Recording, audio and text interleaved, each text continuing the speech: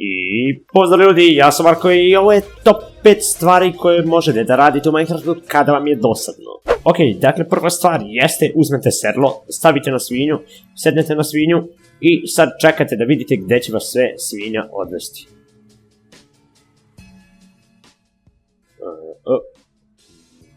What? Šta je ovo? Gde sam ja ovo? What the fuck? Ok, druga stvar jeste da začarate bow power 5, zakačite ovcu ovako i uradite 360. Ja, to je to, samo tako radite. Ok, sljedeća stvar jeste da obučete na sebe Protection 4 armor, napravite ovako TNT top i povučete u ručicu da vas odbaci i pokušajte što dalje da odletite.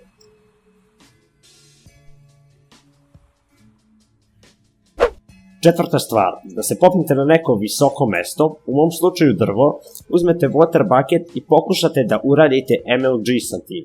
Dakle, pogledajte. Da, to je to, znači nisam dobio full damage zato što sam brzo postavio vodu i maknuo je. I to je to. Ok, peta i najzanimljivija stvar jeste, gledajte Cogu YouTube kanal. Tadam!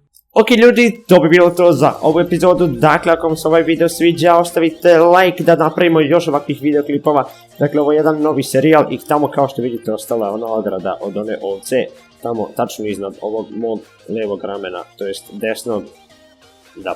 Dakle ako vam se video sviđa, ostavite like da napravimo još ovakvih epizoda i vidimo se u sljedećem klipu, ćao!